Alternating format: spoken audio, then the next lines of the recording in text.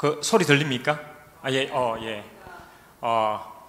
하나님께서 여러분들을 크게 축복하여 주시는 줄로 믿습니다. 이 밤에도 성령께서 우리들과 함께하여 주십니다. 마태복음 28장 20절에 말씀하시기를 하나님이 영원토록 너희들과 함께하겠다라고 말씀하셨습니다. 마태복음 1장 21절에 내가 아들을 낳으리니 그 이름을 예수라고 하라고 하셨고, 마태복음 1장 23절에 임마누엘의 하나님에 대해서 말씀하셨습니다. 하나님은 우리를 한 번도 떠난 적이 없으시고 항상 하나님은 우리들과 함께해 주시며, 우리가 기쁠 때나 즐거울 때나 고난 가운데 있을 때나 학교에 있을 때나 일터에 있을 때나 무엇을 하실 때에도 항상 우리들과 함께하여 주십니다. 지금 이 시간 우리들과 함께하여 주시고 성령께서 인도하여 주실 것입니다. 성령의 기름을 부어 주실 것입니다. 저는 이번에 발칸 12나라를 다니고 왔습니다. 7월 4일부터 31일까지 유럽 발칸 12개국 워싱턴 학교 무빙스쿨로 다녀왔는데, 한번 화면 한번 보도록 하겠습니다. 12나라, 불가리아,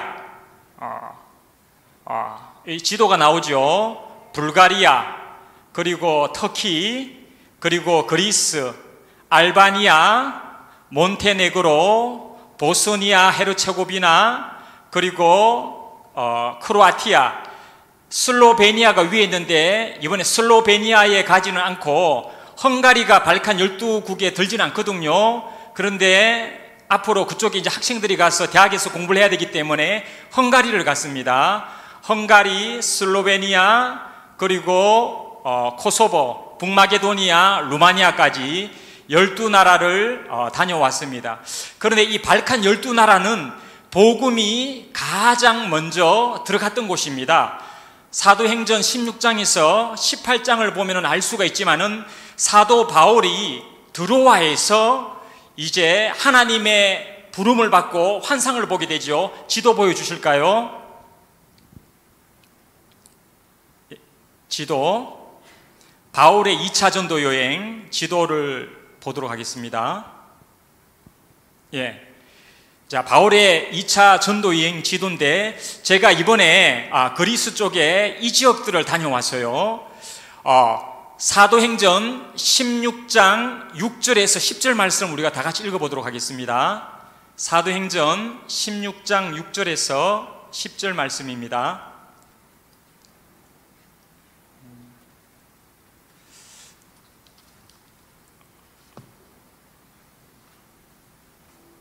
한번 다 같이 읽어보도록 하겠습니다.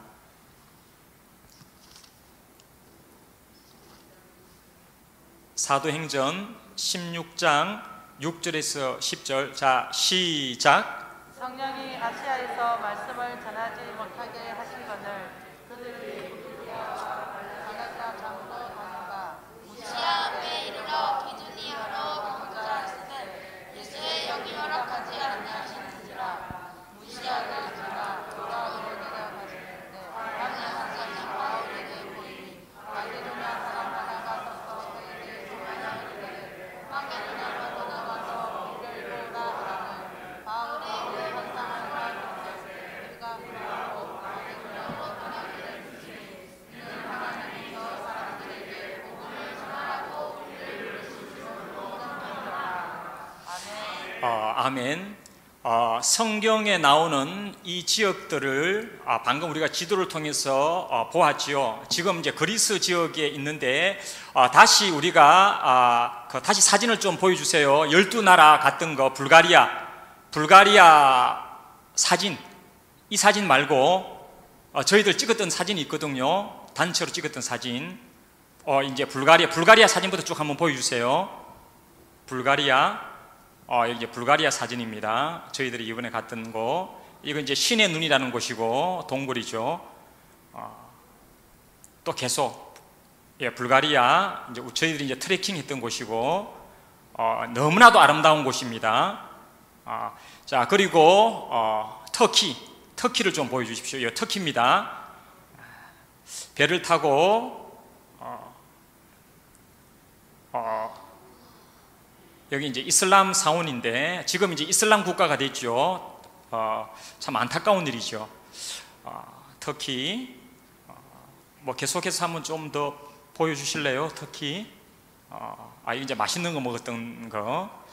이제 우리 학생들도 나중에 이제 무빙 스쿨 가면 이제 거기서 맛있는 거 많이 먹는다. 무지개도 떴고 너무 좋아요. 자, 그리스 한번 보여주시겠어요? 그리스.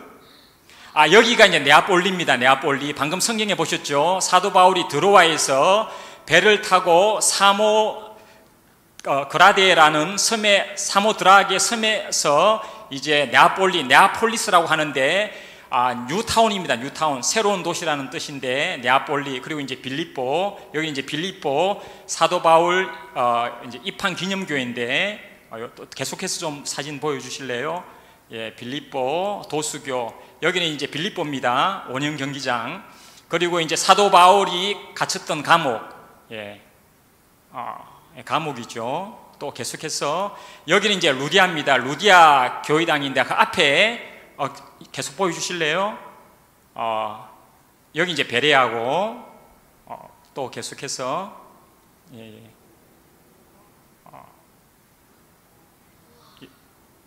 또 계속해서 보여주시겠습니까? 여기 이제 그리스가 아닌데 여기 이제 알바니아입니다. 알바니아. 그리스 옆에 이제 알바니아가 있는데 알바니아 지금 이제 사진이 나오고 있고요. 알바니아에서부터는 이제 바다가 아드리아해가 이제 계속해서 시작됩니다. 알바니아 위에가 이제 몬테네그로 사진 한번 보여주세요. 몬테네그로 너무 아름답습니다. 몬테네그로는 여기 이제 몬테네그로예요. 완전히 영화 같죠? 이게 이제 아드리아해. 바다는 아드리아해인데 여러분 예전에 맘마미아라는 영화를 혹시 보셨는지 모르겠습니다.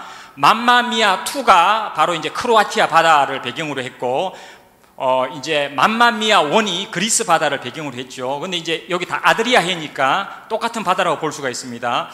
보스니아 헤르체고비나 한번 보여주시겠어요? 이게 이제 보스니아 헤르체고비나인데 참 이게 이제 전쟁이 있어가지고 사실은 많이 아픈 곳이었고 여기 이제 이제 1993년 잊지 말라고 돼 있잖아요. 저기에 크로아티아가 그때 공격해가지고 엄청나게 도시 건물들이 총탄이 지금도 다 남아 있어요. 보면 총탄이 그대로 있고 밤에 갔는데 공동 뮤즈가 엄청나게 많았습니다. 그리고 우리 아이들이 보스니아하고 세르비아 가서는 엄청나게 많이 울더라고요. 전쟁 기념관에서 전쟁했던 것을 보면서 너무나도 많이 아팠는데 이제 보스니아 헤르체고비나고요. 이제 크로아티아로 딱 넘어가면 이제 엄청 아름다워집니다. 거기는 크로아티아.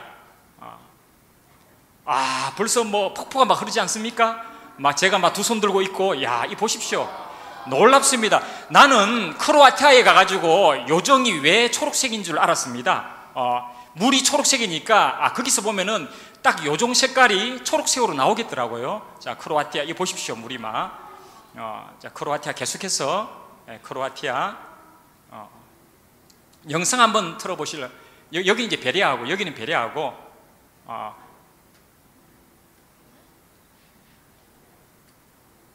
여기 계속해서 크로아티아.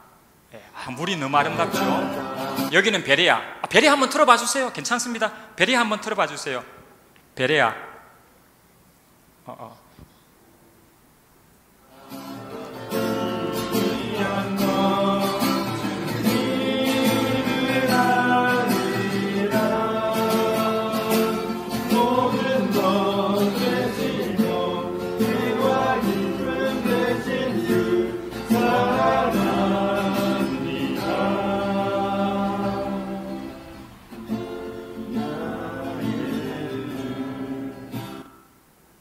이제 방금 저기는 이제 베레아 사도 바울의 발자취가 있는 기념 장소입니다. 저곳에서 이제 저희들이 이제 찬양을 했고요.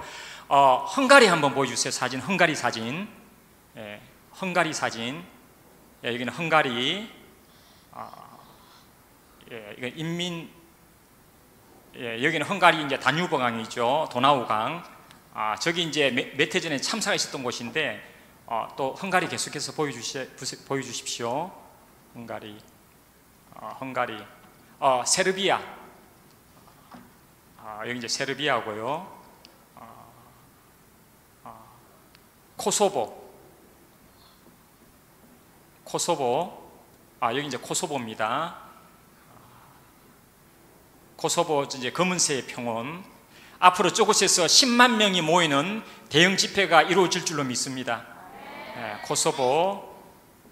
코소보는 전쟁의 아픈 상처가 있는 곳이죠. 100만 명 이상이 죽었던 곳입니다. 저곳에서 오스만 투르크가 침략했을 때에 슬로베니아인 100만 명이 죽었던 곳이죠. 검은새 평야인데 100만 명의 대형 집회가 이루어질 수 있도록 하나님께서 역사해 주실 것입니다. 북마게도니아는 마더 테레사의 고향입니다. 북마게도니아. 그건 몰랐죠. 북마게도니아. 마더 테레사 기념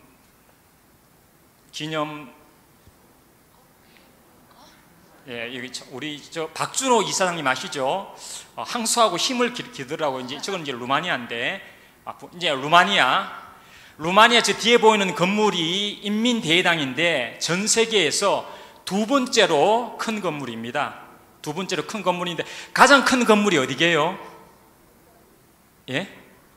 저 루마니아 저 건물이 두 번째로 큰 건물인데 어느 나라의 모 건물을 모델로 해서 건축했거든요. 그 나라가 어디게요? 우리하고 가장 가까운 나라. 북한의 그 건물을 보고 저 건물을 이제 만든 거죠. 세계에서 두 번째로 큰 건물입니다. 저기 바로 이제 여러분들 영화에 많이 봤던 드라큘라 백작이 살았던 집, 드라큘라 백작의 성입니다. 도란성. 루마니아. 그렇습니다. 이렇게 12나라를 28일 만에 저희들 다 돌았고 7,000km가 넘는 길을 다 돌았습니다. 그런데 자연이 아름답다, 건물이 아름답다, 강이 멋있다, 산이 멋있다고 하더라도 가장 중요한 것은 바로 복음인 줄로 믿습니다. 복음이 생명인 겁니다. 예수 그리스도의 복음이 있는 곳은 아름다운 곳입니다. 사도 바울이 갔던 그 발자취가 너무나도 아름답습니다. 오늘 사도행전 16장 6절에서 10절을 보니까 사도 바울이 비두기아에서 이제 아시아 쪽으로 가려고 했지만은 환상 가운데서 마게도니아 사람이 부르거든요. 마게도니아 사람이 부르는데 우리 빌립보 그 사진 다시 한번 보여주시겠어요? 빌립보 사진. 빌립보 사도 바울 기념 예배당 그 교회를 보면 그 그림이 나와 있어요. 그 벽화 나온 화면, 요걸 좀 확대해 주십시오. 이 화면을 보면 중간에 마게도니아 사람이거든요. 저 사람이. 근데 저 사람을 딱 보니까 생각나는 사람이 없습니까? 딱 봤을 때. 그때 헬라가 가장 힘이 있었을 때였는데 헬라에 누구가 생각이 나요, 여러분? 헬라 그러면 자, 1번 징기스칸, 2번 광개토대왕, 3번 알렉산더, 4번 이순신, 알렉산더. 그래서 이게 확실한 것은 아니지만은 이 벽화에 보면은 알렉산더의 그림이 그려져 있었어요.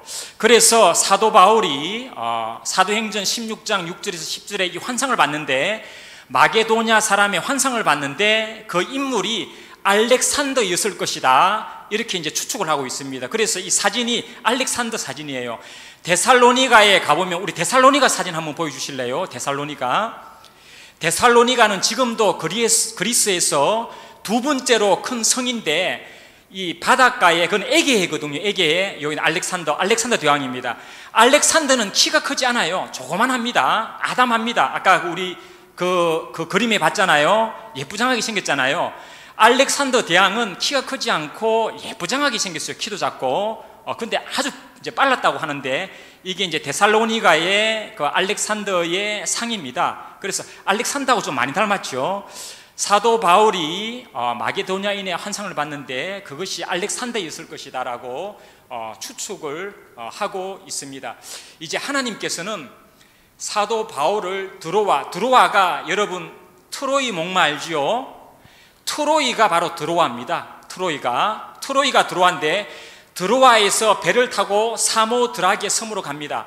사모드라게 섬으로 가는데 순족하게 바람이 불었다라고 이야기하고 있거든요. 사도행전 16장 11절 말씀을 한번 읽어보시겠습니까?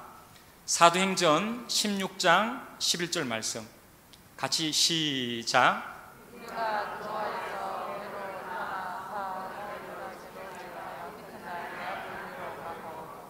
우리가 드로아에서 배로 떠나 사모드라게로 직행하여, 사모드라게가 섬인데요, 사모드라게에서 이튿날 네아폴리로 갔다고 되어 있습니다.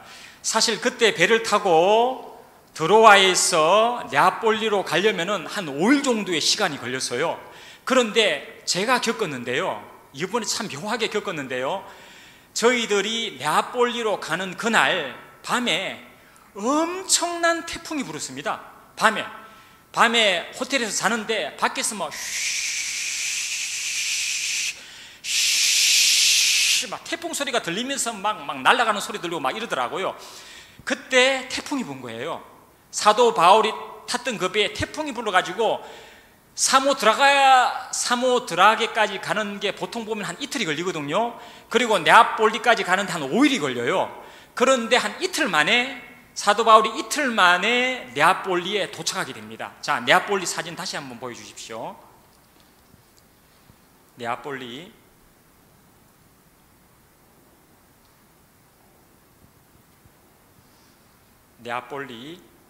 아까 나왔죠, 사진.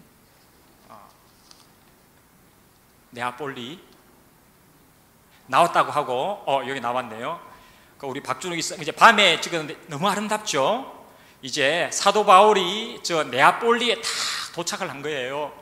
근데 네아폴리에서 빌립보까지는 14km에서 16km 정도의 거리가 됩니다. 자, 10km의 속력으로 달리면은요, 이게 10km 정도 돼요. 이 속도로 달리면 1시간 반 정도 거리입니다. 네아폴리에서 빌립보까지는. 자, 우리가 속보로 요즘에 아줌마 아저씨들 뭐 빨리 걷기 많이 하잖아요. 자, 한 5km. 이거 정확합니다. 왜냐하면 제가 하루에 10km씩 뜁니다. 러닝머신에서 10km 뛰기 때문에 제가 압니다. 10km 속도, 15km 속도, 오늘 20km 속도까지 아침에 뛰고 왔는데, 그래서 5km 속도로 뛰면은 한 3시간 반 정도 걸려요. 근데 이게 이제 바울하고 실라가 도착했잖아요. 그 사람들이 빨리 갔겠습니까? 천천히 걸어갔으면 쉬기도 하고 이렇게 갔으면 한 6시간 이상의 거리가 걸렸을 거예요. 6시간 이상의 거리가. 그래서 이제 빌립보에 딱 도착하게 됩니다. 사도행전 16장 12절 말씀 보실까요? 자, 같이 읽어보겠습니다. 거기서 빌립보에 이르니 이는 마게도냐 지방의 선성이요 또 로마의 신이라 이 성에서 수위를 유하다가. 자, 여기서 이제 중요한 게 있는데, 이 성에서 수위를 유하다가 이렇게 된 거예요. 보십시오. 하나님의 역사는 이렇게 사람의 계획과는 전혀 다를 때가 너무나도 많습니다. 아까 우리 보셨지 않습니까? 사도 바울이 드로아에서 하나님께서 환상을 보여주셨어요. 너 마게도냐로 가라. 그래서 사도 바울은 하나님 말씀에 순종해서 마게도냐로 갔던 것입니다. 그러면 뭔가 열려야 되잖아요. 뭔가 열려가지고 하나님이 막 빠방빵 해가지고 막 사람도 막 만나게 해주고, 그리고 막 복음 전하면 수많은 사람들이 믿게 해줘야 되잖아요. 그런데 사도 바울이 힘들게 빌립보에 갔지만은 며칠 동안 아무 일도 없었다는 거예요. 믿음의 사람을 만나지도 못했고, 그가 복음을 전했지만은 누구 하나 예수 그리스도를 믿는 사람도 없었고, 아무 열매가 없었다는 거예요. 그래서 수일 동안 유하게 됩니다. 그러다가 이제 안식일이 돼요. 안식이 되어서 이제 우리가 알고 있는 루디아의 빨레트에 가게 됩니다. 그 빨레트 사진 보여주세요. 루디아 빨레트 사진. 제가 루디아 앞에서 이게 물 뜨고 있거든요. 사진.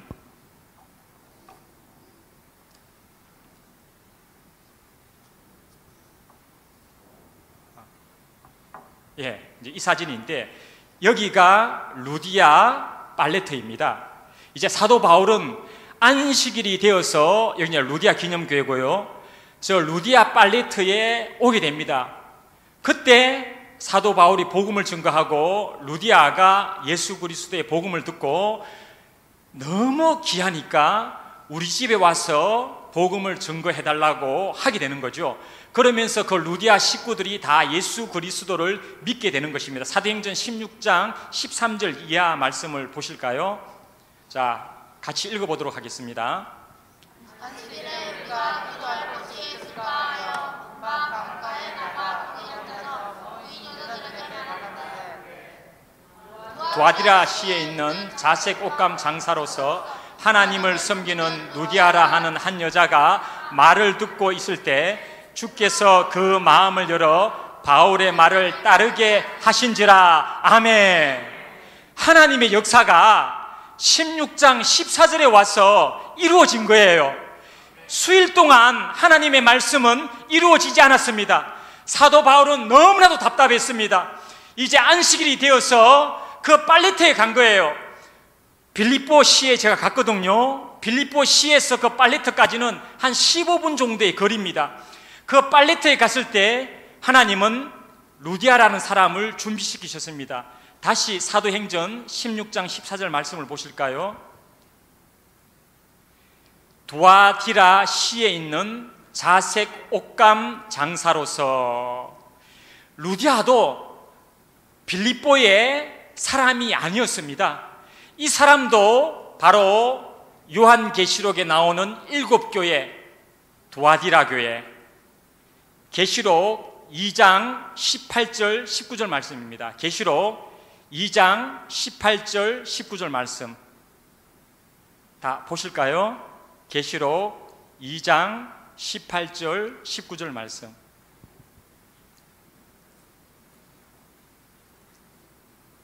계시록 2장 18절 19절 말씀 다 같이 읽도록 하겠습니다.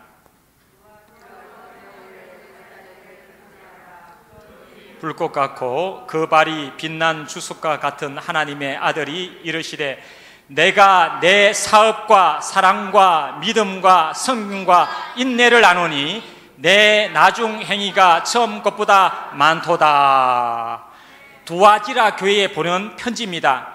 내가 내 사업과, 당시 두아디라 성은 사업이 흥황했던 곳입니다. 무역의 도시였습니다. 이 루디아는 바로 이 두아디라 성에 있다가 지금의 터키인데요, 그곳에서 사업을 하기 위하여서 자주 옷감을 가지고 빌립보에 왔다는 것입니다. 자주 옷감은 당시에 귀족들과 왕이 입었던 옷이었습니다. 루디아는 아주 부자였습니다. 그리고 훌륭한 사업가였으며 왕과 귀족들에게 옷감을 공급하는 여자였던 것입니다. 하나님은 루디아를 두아디라 성에서 빌립보로 준비시켜 주시고, 하나님은 바울을 바로 가이사라 안디옥에서부터 준비시키셔서 그 빌립보까지 보내신 것입니다. 모든 만사는 때가 있고 기한이 있는 것입니다. 하나님이 우리들을 부르셨으면 반드시 하나님은 우리들을 사용하여 주시는 것입니다. 저희 집안에 예수 믿는 사람이 아무도 없었습니다. 저는 배급만인데요, 제 집안에 예수님 믿었던 사람이 아무도 없었습니다. 창세기 1장 1절에 태초에 하나님이 천지를 창조하시니라. 하나님이 천지를 창조하신 이후에 저희 집안에 예수 믿는 사람이 아무도 없었습니다. 여러분, 왜 예수 믿게 되었습니까? 누군가 예수님을 전한 것 아닙니까? 여러분, 언제 예수님을 믿었습니까? 그 예수님을 믿은 때가 있지 않습니까? 20살에 저는 고등학교 졸업하고, 그렇게 보일지 모르겠습니다만 프로 권투 선수였습니다. 프로 경기를 앞두고 있을 때에 한 달 전에 병이 걸렸습니다. 먹어도 소화가 되지 않고 밥을 먹을 수 없는 겁니다. 죽을 먹어도 소화가 되지 않고 그것이 1년이 갔습니다. 몸무게는 계속해서 빠지고 당시 52kg 정도밖에 나가지 않았습니다. 저희 어머니는 저를 무당에게 이름을 팔았습니다. 무당이 제 양엄마였고 저희 어머님은 해마다 점을 받던 사람입니다. 귀신 들린 병이라고 해서 무당을 불러가지고 굿을 3번씩 했습니다. 무당이 저희 집에 와가지고 모자 쓰고 칼 들고 막 춤추면서 막 저는 방 안에 앉아있고 막 상의 펼쳐져 있고 막 춤추면서 막 귀신아 떠나가라 막 이렇게 하고, 제가 서남사라는 절이 있는데요, 순천에 서남사라고 절이 있습니다. 조계산이라는 이 산인데 반대쪽은 조계사고 반대쪽은 서남사입니다. 서남사에서 제가 휴양도 했었습니다. 그게 1988년도입니다. 88년 한국에서 올림픽 할 때 저는, 넌 안 태어났지? 그래, 너는 엄마 뱃속에 있었다. 하늘에 있었지. 그때 저는, 너는 하늘에 있을 때 나는 절에 있었어. 그런 어려운 상황 가운데 있었는데 제 후배가 복음을 전해서 예수님을 믿게 된 겁니다. 3개월이 되었을 때에 모분이 부흥회를 오셨고 그분을 통해서 제가 성령을 체험을 했습니다. 그리고 성령이 저를 사로잡았는데, 우리 순복음은 성령 체험이 너무나도 중요하잖아요. 성령 충만, 방언을 말하고, 우린 기본적으로 그 방언을 해야 되겠죠. 그리고 성령 충만을 받아야 되고, 왜냐하면 저는 그런 체험이 있으니까. 저는 장로교에서 신앙생활을 했지만은 그런 체험이 있습니다. 성령님이 저를 완전히 사로잡아 주셨는데 눈에 보이지 않는 힘입니다. 근데 그 힘이 딱 존재하는 거예요. 물리적인 힘, 물리적인 힘이죠. 눈에 보이지 않지만은 힘이 저를 완전히 사로잡아가지고, 그 힘이 저를 완전히 사로잡아가지고 제가 대성통곡을 했습니다. 막 울면서 하나님 저희 죄를 용서해 주십시오. 막 얼마나 울었는지 몰라요. 정말 눈물 흘리면서 하나님 저희 죄를 용서해 달라고, 그러면서 방언을 말하게 되고 병이 치료되고 그때부터 완전히 회복이 된 것입니다. 그리고 저는 바로 예수 믿은 지 3개월밖에 안 되는데, 장로교단에서는 예수 믿고 학습 이후에 6개월이 지나야 세례 줄 수가 있습니다. 그런데 당시에 제 담임 목사님이 너는 성령 세례를 받았으므로 내가 너에게 세례를 주노라 이래가지고 3개월 만에 세례를 받고 바로 신학을 공부를 한 거죠. 그리고 군대 갔다 와서 신학 7년 공부하고 만 28살이 되었을 때 중국 선교사로 들어간 겁니다. 그래서 이제 벌써 23년의 시간이 지나서 저의 20대, 30대, 40대, 50대를 지금은 중국과 세계 선교에 함께하고 있는 것입니다. 저희 어머님 영혼이 너무 불쌍한 거예요. 엄마, 아빠에게 복음을 전가해야 되겠다. 저희 어머님이 그러더라고요. 내 눈에 흙이 들어가기 전에는 내가 교회 다니지 않는다. 제가 그러면 안 되는데, 엄마 막 목탁하고 막, 저희 어머님이 이 빡빡 깎으신 분들 있잖아요. 머리 빡빡 깎으신 분하고 사진 찍고 막 목탁이 있었는데 제가 그걸 막 불사르고 막 이랬거든요. 그래서 저희 어머님 막 화내고 막 욕하고 울고 막 부르고 난리 났었는데, 그러면서 제가 제 어머니한테 그렇게 이야기했어요. 어머니 예수 믿지 않으면 내가 굶어서 죽겠습니다. 그래, 진짜 밥을 안 먹은 거예요. 제가 그때 그 기도원이 있었는데, 그때 기도원이 많이 있었잖아요. 기도원에 들어간 거예요. 그래가지고 8일 금식을 하고 있었는데 저희 어머님 그 기도원에 찾아왔는데, 제가 중간 생각하고 결국은 저희 어머님이 손을 드시고 예수님을 믿었어요. 9일 금식하고 저희 어머님이 예수님을 믿었습니다. 순복음 특징은 뭡니까? 성령 받아야 돼요. 성령. 예수님을 믿고 회개하고 성령 받아서 방언을 말하고, 금식기도 아니겠습니까? 문제 있을 때 금식하라. 복음 증거할 때 금식하라. 저는 순복음이 아니었습니다.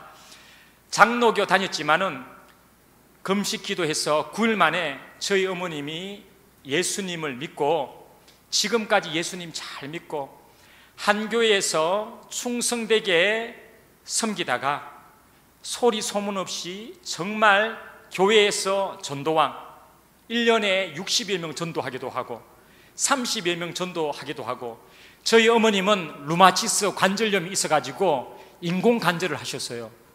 몸이 그렇게 불편하셔도 복음 전가하고, 전도하다가 어떤 술 취한 사람은 술을 저희 어머님 얼굴에 부었어요. 저희 어머님이 그 술을 닦으면서 내가 당신에게 이렇게 모욕을 당할 사람이 아닌데 그러고 오기도 하시고, 그렇게 많은 사람에게 복음을 전가하고 저희 아버지도 예수님을 믿고 저희 가정이 복음화가 될 수가 있었습니다. 하나님의 일은 때가 있는 겁니다. 하나님의 일은 목적이 있는 겁니다. 그런데 분명한 것은 하나님이 말씀하시면 반드시 이루신다는 거예요. 하나님이 하시고자 하시면 반드시 이루신다는 거예요. 하나님은 사도 바울을 빌립보로 가게 하셨습니다. 그곳에서 루디아를 만나게 하시고 루디아 가정이 예수 그리스도를 믿게 된 것이지요. 자, 이렇게 되면 예수 그리스도의 복음도 증거했고 사명도 감당했으면 앞으로 잘 돼야 되지 않습니까? 모든 게 형통하고 잘 돼야 되지 않습니까? 그런데 사도 바울에게 어떤 일이 벌어지나요? 사도행전 16장 16절입니다. 한번 다 같이 읽어보도록 하겠습니다. 16장 16절. 사도행전 16장 16절입니다. 다 같이 읽어보도록 하겠습니다.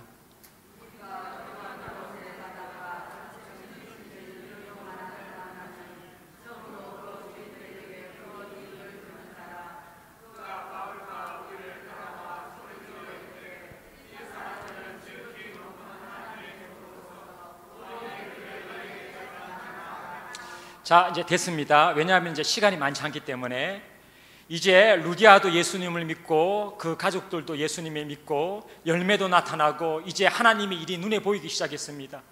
이제 그런데 귀신 들린 여종이 있는 거예요.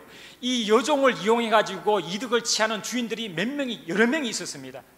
그런데 사도 바울이 너무 괴로운 거예요. 이 여자가 따라와 가지고 하나님의 종이요, 당신은 하나님의 사람입니다. 당신은 구원의 복음을 전하는 사람입니다. 귀신같이 하는 거죠. 사도 바울은 너무 괴로운 거예요. 그래서 그 귀신을 쫓았습니다. 예수 그리스도의 이름으로 명하노니 더러운 귀신아 떠나가라, 더러운 귀신아 떠나가라. 그래서 귀신이 떠나갔어요.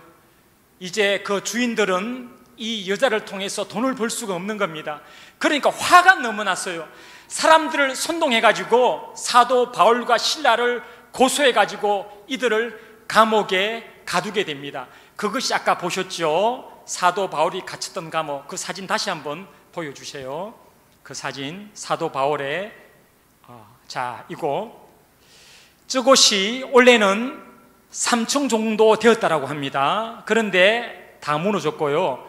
제가 안을 바라봤는데 돼지 우리와 같았어요. 저곳에서 제가 지금 기도하고 있지 않습니까? 여러분은 볼 수가 없는데 제가 눈물을 흘리고 있습니다. 사도 바울과 실라가 복음을 전거하다가 이곳에서 고통을 받았는가? 그러나 하나님이 함께하는 사람들은 몸은 가둘 수가 있지만은 그 영혼은 가둘 수가 없습니다. 바울과 실라는 그곳에서도 찬양하면서 하나님께 부르짖고 기뻐 뛰었던 것입니다. 할렐루야. 여러분, 우리가 예수 그리스도를 믿다가 낙담할 때가 있습니다. 힘들 때가 있습니다. 고난 가운데서 감옥 속에 있는 것처럼 우리가 힘든 상황이 될 수가 있습니다. 그러나 마귀가 우리의 몸은 가두고 우리의 환경은 가두고 우리의 재물은 가두고 우리의 친구들은 가둘 수가 있지만은 우리의 영혼은 가둘 수가 없는 것입니다. 왜냐하면 성령님이 우리와 함께 하시기 때문입니다. 바울과 실라가 찬양할 때에 옥문이 열렸습니다. 그때 이 간수가 너무나도 놀랐지요. 내가 어떻게 해야 되겠습니까? 사도행전 16장 31절입니다. 같이 보도록 하겠습니다. 사도행전 16장 31절 같이 읽어보도록 하겠습니다.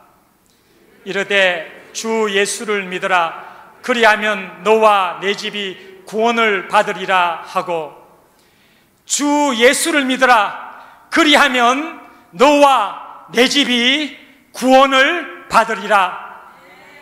예수 외에 우리에게 구원자가 없습니다.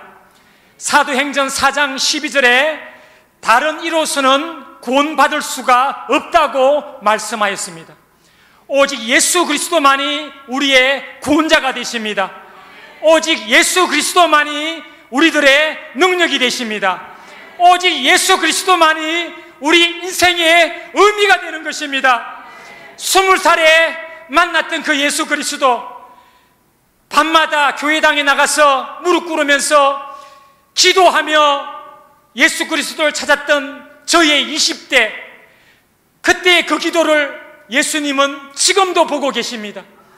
지금도 그때의 그 심장, 예수 그리스도의 심장, 바울의 복음 전도의 심장, 그 전도의 심장을 지금도 가지게 하시는 것입니다. 여러분, 예수 그리스도 외에 구원자가 없습니다. 우리가 낙담할 필요 없습니다. 우리의 환경을 볼 필요 없습니다. 예수 그리스도 한 분이면 되는 겁니다.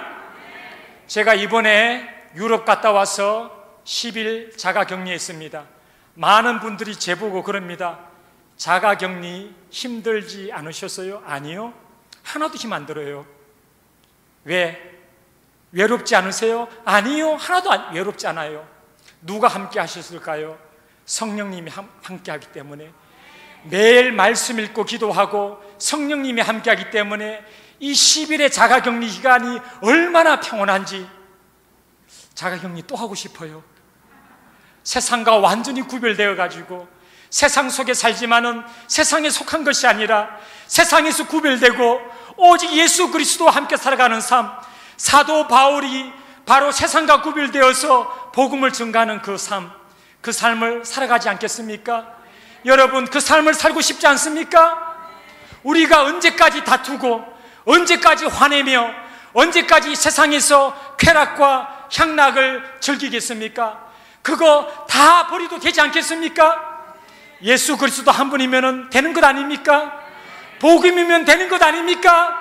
예수 그리스도 한 분이면 만족할 수 있지 않습니까? 이제 사도 바울은 옥에 갇혔지만은 하나님은 옥에 갇힌 사도 바울과 함께 해주시고 그를 통하여서 빌립보 간수가 예수 그리스도를 믿게 하였습니다. 이제 사도 바울은 빌립보에서 데살로니아에 가서 복음을 전가하게 됩니다. 사도행전 17장 1절입니다. 같이 읽어보도록 하겠습니다. 빌립보를 떠나서 데살로니가로 향하게 됩니다. 17장 1절 말씀입니다. 그들이 암비볼리와 아볼로니아로 다녀가 데살로니가에 일어나니 거기 유대인의 회당이 있는지라. 여기서 사도 바울은 복음을 전가합니다. 그런데 데살로니가에서 엄청난 동족의 핍박을 받게 됩니다. 유대인들이 결심을 했어요. 당을 만들고 모임을 만들어 가지고 우리는 끝까지 사도 바울을 쫓아가서 죽이자. 17장 5절 말씀입니다. 17장 5절 같이 읽어보도록 하겠습니다. 그러나 유대인들은 시기하여 저자의 어떤 불량한 사람들을 데리고 때를 지어 성을 소동하게 하여 야손의 집에 침입하여 그들을 백성에 끌어내려고 찾았으나 6절 말씀입니다. 발견하지 못하며 야손과 및 형제들을 끌고 업장들 앞에 가서 소리질러 이르되 천하를 어지럽게 하던 이 사람들이 여기도 이러매. 복음이 증거되는 곳마다 천하가 어지럽게 되는 겁니다. 복음이 증거되는 곳마다 천하가 소란스러워지는 것입니다. 사도 바울은 데살로니가에서 복음을 증거했는데 결국 시기하는 사람들, 핍박하는 사람들로 인하여서 데살로니가를 떠나게 됩니다. 데살로니가 반대쪽이 베레아거든요. 사도행전 17장 11절 말씀입니다. 사도행전 17장 11절 말씀 다 같이 읽어보도록 하겠습니다. 베레아에 있는 사람들은 데살로니가에 있는 사람들보다 더 너그러워서 간절한 마음으로 말씀을 받고 이것이 그러한가 하여 날마다 성경을 상고함으로. 지도 한번 보여주세요. 예. 지도 한번 보여주십시오. 예. 빌립보에서 데살로니가로 갔고, 데살로니가 옆이 바로 베레아입니다.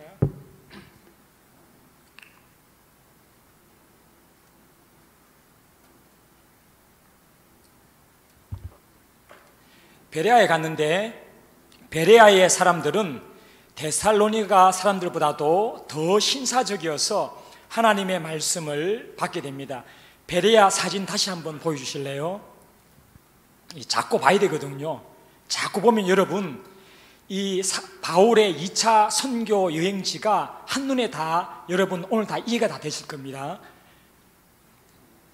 사진 한번 보여주십시오. 여기가 베레아입니다. 사도 바울의 기념비가 있는 곳이죠. 다시 한번 그 영상 한번 틀어주실래요? 베레아. 이곳에서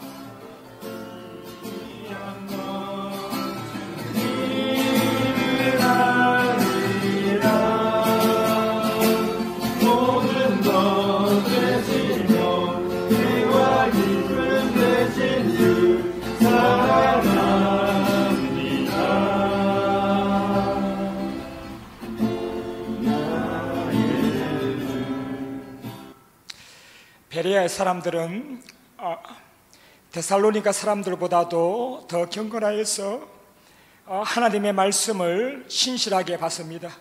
이곳에서 우리가 함께 말씀을 나누고 찬양을 했는데 너무나도 큰 감동이 밀려오게 되었습니다. 그러나 데살로니가의 그 사도 바울을 반대했던 사람들은 베레아까지 쫓아오게 됩니다. 그래서 사도 바울은 도저히 견딜 수가 없어서 신라를 베레아에 두고 배를 타고 아덴, 지금의 그리스 아테네로 가게 됩니다. 18장 1절 말씀입니다. 사도행전 18장 1절.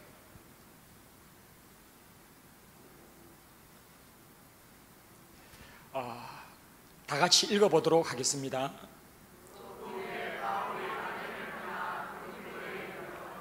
이제 바울이 아덴으로 가게 됩니다. 사도행전 17장 16절에 나옵니다. 아덴의 그 이야기는 이제 시간 때문에 제가 넘어가는데요. 사도행전 17장 16절에 보면 이제 아덴으로 가게 되는데, 아덴에 갔더니 우상이 너무나도 우상 숭배가 심한 거예요. 그 그리스 파르테논 신전 한번 보여주실래요? 파르테논 신전, 아테네 파르테논 신전.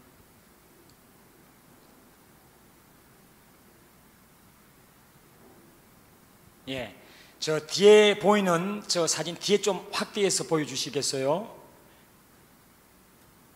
뒤에 확대해서 보여주시면 저기 이제 파르테논 신전인데 그 위에서 또 찍은 사진이 있거든요. 저 혼자 막 손 들고 막 좋아가지고 찍고, 요거 주먹 쥐고, 요게 이제 꼭대기에서 찍은 건데, 이 파르테논 신전은 유네스코 문화유산 1호입니다.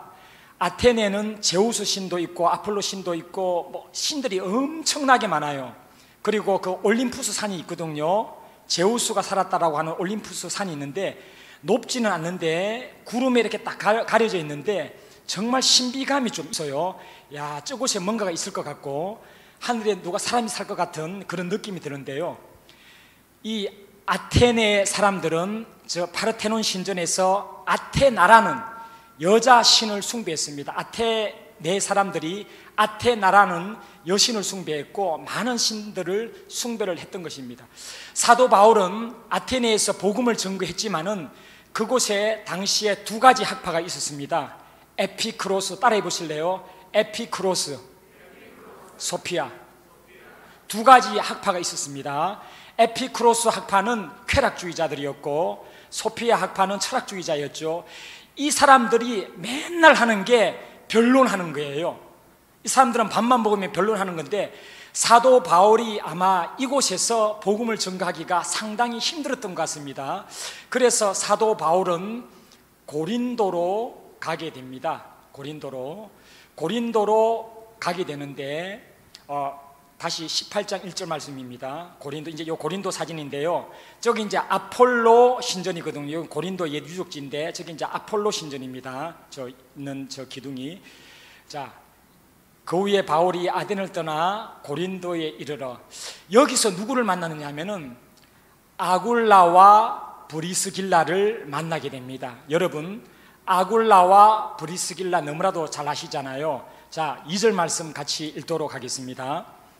아굴라라 하는 본도에서 난 유대인 한 사람을 만나니 글라우디오가 모든 유대인을 명하여 로마에서 떠나라 한 고로 그가 그 안에 브리스길라와 함께 이달리아로부터 새로 온지라. 바울이 그들에게 가매 생업이 같음으로 함께 살며 일을 하니 그 생업은 천막을 만드는 것이더라.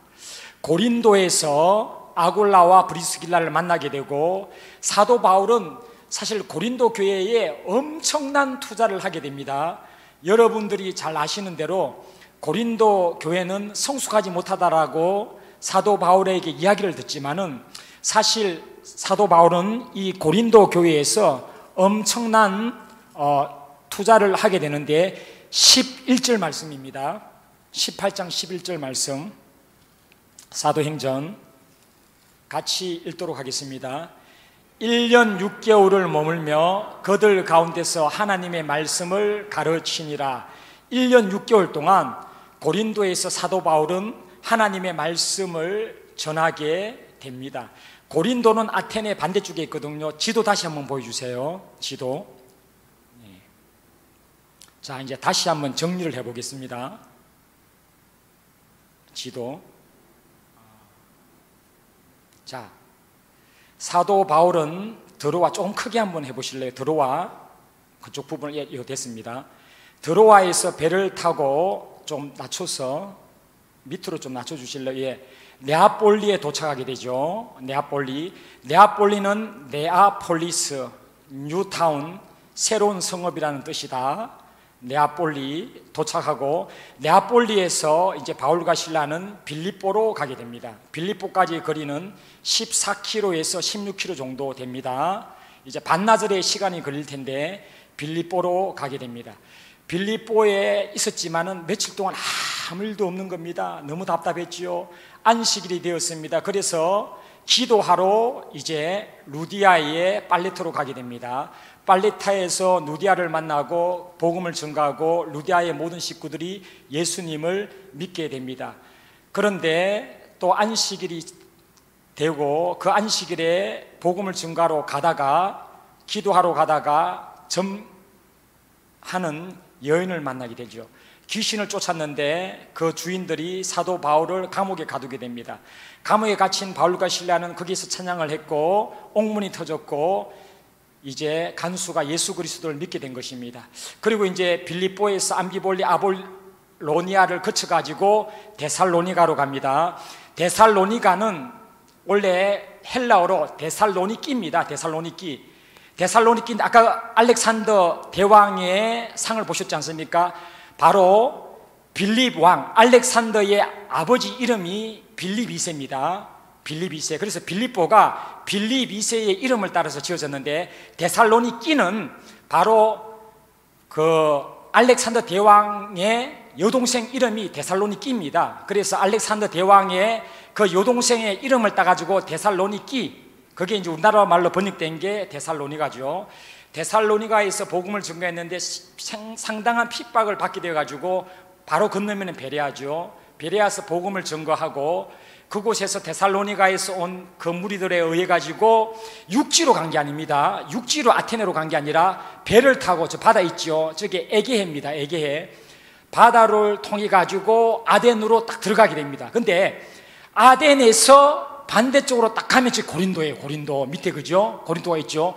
고린도에서 이제 복음을 딱 증거하게 됩니다. 자, 사도행전 18장 18절입니다. 사도행전 18장 18절 다 같이 읽어보도록 하겠습니다. 고린도 밑에 갱거리아가 있는데 자 18장 18절 다 읽어보도록 하겠습니다. 바울은 더 여러 날 머물다가 형제들과 작별하고 배 타고 수리아로 떠나갈새 브리스 길라와 아글라도 함께 하더라. 바울이 일찍이 소원이 있었으므로 갱거레아에서 머리를 깎았더라. 갱거레아 사진 보내주십시오. 갱거레아 사진, 저희들 우리 찍었던 갱거레아에서 예배드리고 찬양했던 사진이 있거든요. 자, 갱거레아인데 너무나도 아름답죠. 또 한 장 더 있습니다. 여기서 좀 멈춰 주시고, 너무 아름답죠. 저 반대쪽에 마을도 너무나도 아름답고. 그런데 겐거레아라는 게 달랑 그 짧은 한 문장이잖아요. 사도 바울이 일찍이 소원한 것이 있어서 그곳에서 머리를 잘랐더라. 그런데 우리는 저곳에서 예배드리면서 모든 우리 일행들이 저곳에서 다 눈물 흘렸습니다. 왜 눈물을 흘렸을까요? 저곳에 앉아 있으니까 사도 바울의 마음이 생각이 나는 거예요. 사도 바울이 혼자 저 바닷가에 앉아 있으면서 얼마나 많은 눈물을 흘렸을까? 하나님이 보내주셨는데 가는 곳곳마다 핍박을 받고, 가는 곳곳마다 대적들이 생기면서 그 베레아에서 아테네까지 왔고, 아테네에서 복음이 실패했잖아요. 그 실패한 그 마음을 안고 고린도로 갔는데, 고린도에서도 1년 6개월을 가르쳤지만은 별 열매가 없고 너무나도 고통스러웠을 거예요. 사도 바울이 저 겐거레아 바다에서 무슨 생각을 했을까요? 많은 생각을 했을 것입니다. 내가 하고 있는 일이 하나님의 일인가? 아니면은 나의 의지로 하는 것인가? 과연 하나님이 나를 이곳에 보냈단 말인가? 아니면 내가 이곳에 왔던 것인가? 많은 생각들이 있었을 것입니다. 그 사도 바울의 마음을 생각하니까 저곳에서 저희들은 이제 예배하고 찬양하고 정말 눈물 흘리면서 서로를 안아줬던 그러한 장소였습니다. 이제 갱거레아에서 사도 바울은 에베소로 가게 됩니다. 사도행전 18장 그 에베소가 15절인가요? 한번 보실래요? 에베소 사도행전 18장 15절 말씀 한번 보실래요? 에베소 16절입니까? 19장입니까? 19장 18장 19절에 있네요. 18장 19절에 에베소에 와서 그들을 거기 머물게 하고 자기는 회당에 들어가서 유대인들과 변론하니. 자, 지도 한번 다시 한번 보시겠습니다. 지도 다시 한번. 그 지도. 예. 이제 갱거레아에서 쭉 배를 타고 터키 에베소인데, 저기 이제 이즈미르라고 하는 곳인데, 지금 이제 이즈미르거든요. 에베소인데 다 이제 터키입니다. 다 가깝습니다. 여러분 꼭 그 기회 되시면 불가리아를 꼭 가십시오. 불가리아를 가면 그리스가 바로 가깝고 터키가 바로 옆입니다. 그래서 불가리아는 물가가 저렴하기 때문에, 그리고 터키도 지금은 환율이 엄청 떨어져 가지고 지금 아주 저렴합니다. 이제 그 에베소로 가게 되죠. 에베소에서 다시 배를 타고 사도행전 18장 22절입니다. 사도행전 18장 22절.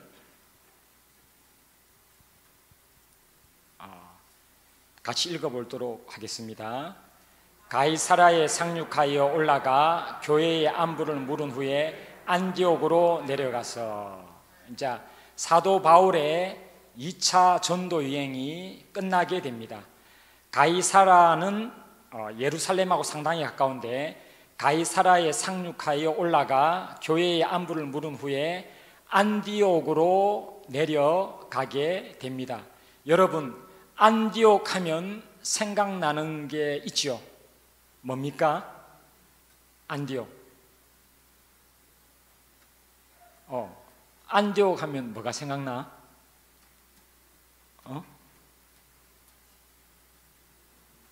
뭐가 생각나지? 안디옥? 뭐 안디옥 하면 뭐가 생각나시죠? 안디옥에서 최초로 그리스도인이다라는 말이 나왔는데요. 안디옥은 사도 바울과 바나바가 함께 목회했던 곳입니다. 자, 사도행전 13장 1절에서 3절 말씀입니다. 같이 보도록 하겠습니다. 그리고 사도행전 13장 1절에서 3절 말씀 같이 읽도록 하겠습니다. 안디옥 교회에 선지자들과 교사들이 있으니 곧 바나바와 니게르라 하는 시몬과 구레네 사람 루기오와 분봉한 헤롯의 젖동생 마나임과 및 사울이라. 주를 섬겨 금식할 때에 성령이 이르시되 내가 불러 시키는 일을 위하여 바나바와 사울을 따로 세우라 하시니 이에 금식하며 기도하고 두 사람에게 안수하여 보내니라. 바나바와 바울을 안수하여서 바울이 선교사로서 선교 여행을 하게 된 것입니다.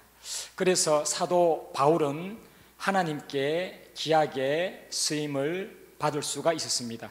오늘 본문 말씀 한번 띄워주시겠습니까? 오늘 본문 말씀 데살로니가 후서 2장 13절 말씀입니다. 주께서 사랑하시는 형제들아, 우리가 항상 너희에 관하여 마땅히 하나님께 감사할 것은 하나님이 처음부터 너희를 택하사 성령의 거룩하게 하심과 진리를 믿음으로 구원을 받게 하심이니. 14절 말씀입니다. 이를 위하여 우리의 복음으로 너희를 부르사 우리 주 예수 그리스도의 영광을 얻게 하려 하심이니라. 예수 그리스도는 우리를 불러주셔서 구원받게 해주셨습니다. 우리를 구원해 주신 하나님은 우리를 통해서 영광 받으실 것입니다. 하나님은 우리 모두에게 직분을 주시고 사명을 주셨습니다. 우리의 직분과 사명을 잘 감당할 때에 하나님의 영광이 나타나게 되는 것입니다. 시편 22편 27절 28절 말씀입니다. 시편 22장 27절 28절 말씀입니다. 땅의 모든 것이 여호와를 기억하고 돌아오며 모든 나라의 모든 족속이 주의 앞에 예배하리니. 나라는 여호와의 것이요 여호와는 모든 나라의 주제심이로다. 다시 한번 볼까요? 시편 22장 27절 28절. 땅의 모든 끝이 여호와를 기억하고 돌아오며 모든 나라의 모든 족속이 주의 앞에 예배하리니. 나라는 여호와의 것이요 여호와는 모든 나라의 주제심이로다. 아멘. 땅끝이 예수 그리스도께로 돌아오게 될 것입니다. 우리가 복음을 증거하는 그곳에 하나님의 나라가 세워지게 될 것입니다. 여러분, 우리 이 땅끝 볼 것 없습니다. 내 주위에 있는 사람들과 다툴 필요 없습니다. 싸울 일이 없습니다. 누구를 미워하고 누구와 원수 맺을 일이 없습니다. 예수 그리스도의 복음을 증거해야 되는 것입니다. 하나님의 영광을 나타내야 되는 것입니다. 예수 그리스도는 어제나 오늘이나 영원토록 우리와 함께 하는 것입니다. 이번 12나라 일정 가운데서 세르비아에 갔을 때에 그 밤에 저에게 놀라운 일이 있었습니다. 세르비아 베오그라드인데 지금까지 한 번도 그런 일이 저한테는 없었거든요. 저는 달리기를 좋아합니다. 운동을 좋아하거든요. 저는 오늘 아침에도 일찍 일어나가지고 새벽 6시부터 2시간 운동하고 왔는데요. 혼자 운동하고 왔는데 저는 선교지에서 선교를 하더라도 꼭 운동을 합니다. 아무리 힘들고 피곤해도 잠을 안 자더라도 꼭 운동을 하고 잡니다. 이스라엘에 갔을 때는 너무 운동하고 싶은데 밖에 나가지도 못하고 할 수 없어가지고 어디서 운동을 했느냐? 알아맞추는 사람 제가 초코파이 하나 준다. 예? 바로 맞춰버리네. 초코파이 하나 드리겠습니다. 방에는 3명이 잠을 자기 때문에 방에서 운동 못 해가지고 화장실에 들어가가지고 혼자 화장실에 들어가가지고 막 땀 뻘뻘 흘리면서 운동해서 혼자 막 화장실에서 그 정도로 운동 좋아하는데, 이번 일정에도 7,000km를 달렸지만 운동이 너무 하고 싶어가지고 매일 운동을 했거든요. 또 다 괜찮았어요. 정말 부끄러운 감정인데, 세르비아 베오그라드 너무 피곤하잖아요. 밤 12시가 넘었는데 그냥 침대에 툭 떨어진 거예요. 툭 떨어졌는데 탁 눈을 떠서 시계를 보니까 새벽 1시 30분쯤 된 거예요. 운동해야지. 그래가지고 혼자 밖에 딱 나온 거예요. 처음 가봤잖아요. 근데 저는 이제 습관을 따라서 달리기 할 때 그 갔던 길로만 쭉 따라가거든요. 근데 이 세르비아 베오그라드가 수도인데 엄청나게 크거든요. 달렸는데 나중에 가니까 큰 도로 나오고 막 큰 다리 나오고 막 이러더라고요. 근데 계속 달린 거예요. 미친 듯이 한참을 달렸어요. 새벽 한 3시쯤 됐나 봐요. 돌아오려고 딱 하는데 길을 모르겠는 거예요. 딱 돌아섰는데 길이 엄청나게 많은 거예요. 도로도 많고 스마트폰도 없지요, 지갑도 없지요, 돈도 없지요, 호텔 이름도 모르지요, 아무것도 몰라요. 지금 여러분 한번 상상해 보세요. 외국에 나가서 처음 갔는데 그것도 새벽에 그런 일을 당했다면 어떻겠어요? 그래서 막 미친 듯이 이쪽으로도 뛰어가보고 저쪽으로 뛰어가보고 막 이쪽으로 막 다 가봤어요. 안 되는 거예요. 별의별 생각이 드는 거예요. 아침이 딱 되었다. 이제 우리 팀들이 딱 눈을 떴는데 배근만이 없어졌어. 짐은 있는데 배근만이 없어졌어. 배근만이 휴고 당했나? 어디 갔지?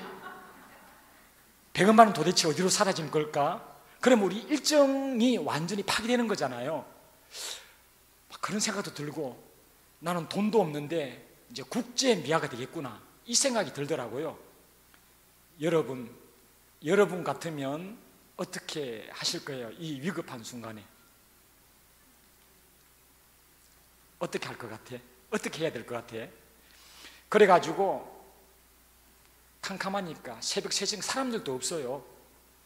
아무도 없어. 어디로 가야 될지도 몰라.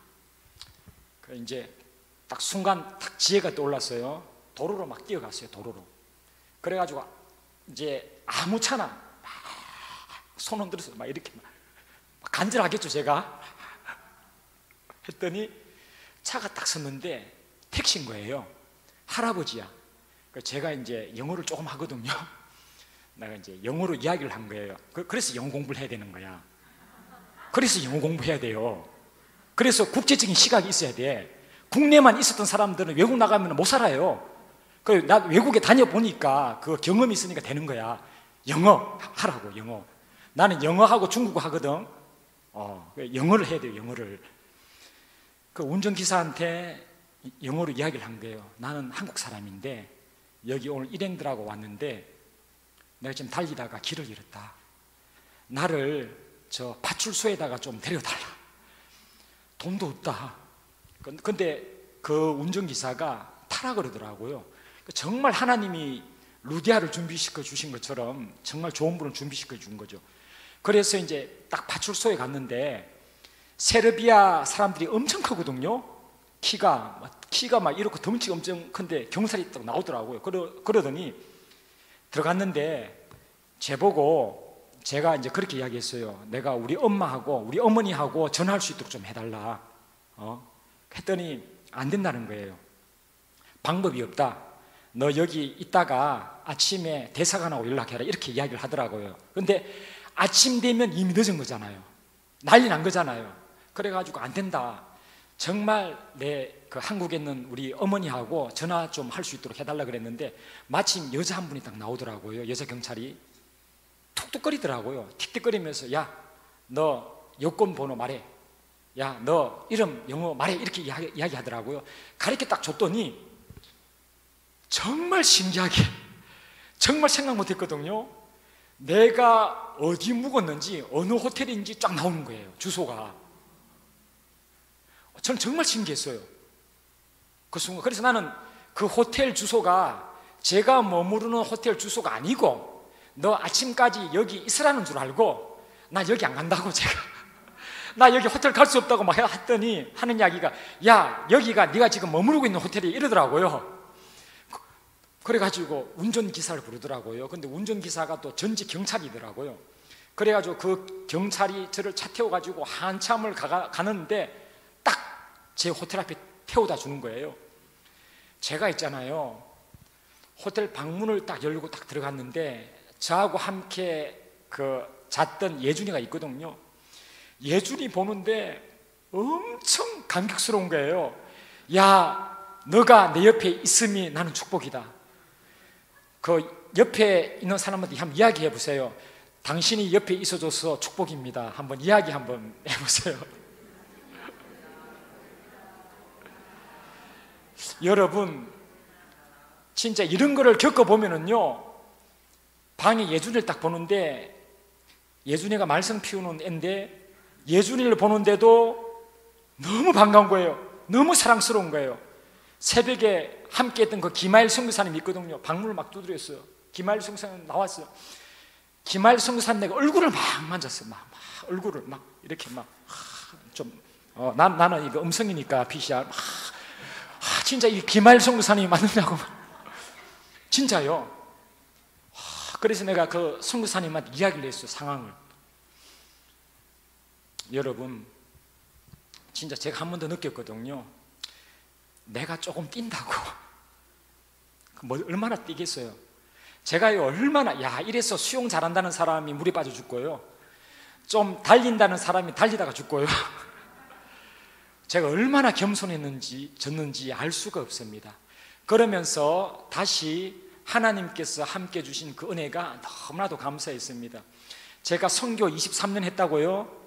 그러니까 제가 선교를 다른 사람보다 더 잘할 수 있다고요? 아닙니다. 전혀 그렇지 않습니다.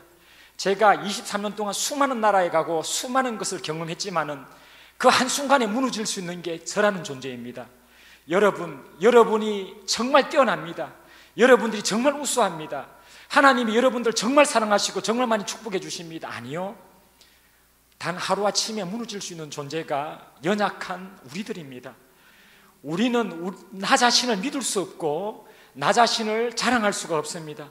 우리가 자랑해야 되는 것은 예수 그리스도, 우리가 믿고 따라야 되는 분은 예수 그리스도. 우리는 다른 사람을 칭찬하되 절대 자기 자신을 칭찬하지 말아야 될 것이고, 나의 부족과 나의 허물과 나의 연약함을 자랑해야 될 것이고, 내가 약할 때 하나님은 나를 강하게 해주시고, 내가 갈 길을 알지 못할 때 나의 길을 인도해 주시는 분은 성령님이시고, 그러한 고백이 있어야 될 줄로 믿습니다. 여러분, 하나님이 여러분들을 왜 불러주셨겠습니까? 인생은 길지 않습니다. 제 동생하고 저하고 한 살 차이인데 엊그저께 저한테 전화가 왔더라고요. 형, 나는 형에 대해서 트라우마가 있어. 나는 형 지금 봐도 너무 무서워. 저하고 한 살 차이입니다. 키가 183입니다. 어깨 부러지고 체격 좋습니다. 형, 나는 형이 지금도 무서워. 형, 클 때 왜 나를 그렇게 때렸어? 나는 미안해, 내가 그런 사람이야. 나를 왜 그렇게 때렸어? 난 아직도 트라우마가 있어. 어떨 때는 형이 너무나도 미워. 나는 내 인생을 이렇게 망친 게 형이라고 생각했어. 근데 형, 나는 형이 너무 좋아. 나는 형이 너무 사랑스러워. 형이 지금 예수님 믿고 그렇게 살아가는 게 나는 너무나도 감사해. 형이 아무것도 가진 것이 없지만 난 너무 자랑스러워. 저는요, 제 동생이 저한테 그렇게 고백하더라고요. 저는 동생에 대해서 너무나도 미안한 마음을 가지고 있거든요.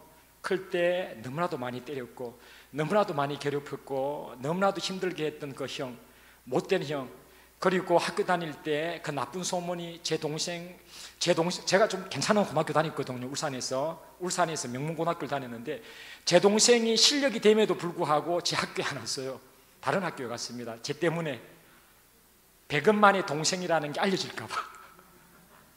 근데 그 학교에 알려져서 제가 밤에 차 안에서 그 학교 애를 죽도록 때려가지고 피 터지고 막 여자애들이 막 소리 비명 지르고 운전기사가 차를 세우는데 저는 온몸에 피를 묻히고 창문을 열어서 도망쳤던 거, 그게 그 학교에 다 알려지고 제가 그런 사람입니다. 제 아버지가 배를 타시는데, 지금도 배를 타시는데 80이 넘으셨는데요, 저는 아버지를 4년 만에 한 번씩 보고 3년 만에 한 번씩 보고 아버지 얼굴을 잘 못 봤어요. 그때 사춘기 때 3년 만에 한국에 오면은 우리는 엄청나게 커 있어요. 제가 고등학교 1학년 때 키가 158이었거든요. 고등학교 2학년 때 172가 된 거예요. 고등학교 3학년 때 175가 된 거예요. 그때 키가 지금 키인데, 제 동생은 고등학교 3학년 때 키가 165, 군대 가가지고 키가 커가지고 183이 됐어요. 24살까지 커가지고. 남자들은 그렇게 크거든요. 그래서 이제 됐는데, 저희 아버지가 부대에, 제 동생 부대에 갔는데 동생을 못 알아본 거예요. 그런 일이 있을 정도였어요. 제 아버지가 제 고등학교 3학년 때 4년 만에 한국에 오셨는데, 오는 그날 저는 친구들하고 술 먹고 싸우고 때려가지고, 차 안에서 그렇게 때려가지고 여자들은 비명 지르고 운전기사는 버스 세우고 버스에서 창문 열어가지고 도망쳐 나와가지고 온몸에 피를 묻히고, 저는 그때 미친 것 같아요. 저는 예수 믿기 전에 피를 보면 그렇게 좋고 피 냄새가 너무 좋고, 그러니까 복싱을 한 거죠. 때리는 게 너무 좋고 맞는 게 너무 좋고 쾌감이 있고 이렇게 살았는데, 저희 아버지가 4년 만에 왔는데 저는 아직도 기억나요. 아빠 오늘 왔어? 잘 왔다고? 그래, 잘 편히 쉬시라고. 그때 저희 아버지가 제 엄마를 보면서 눈물 흘리면서 이런 말을 했다고 해요. 여보,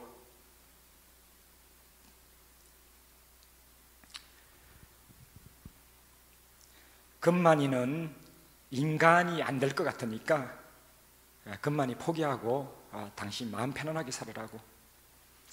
저는 정말 그렇게 부끄럽게 살았던 사람이고 저의 과거는 좋지 못합니다.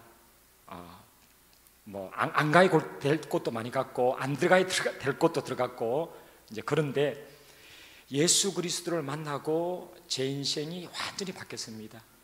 지금은 바보 금만이가 되었어요. 어느 곳에 가더라도 엄청 무시당합니다.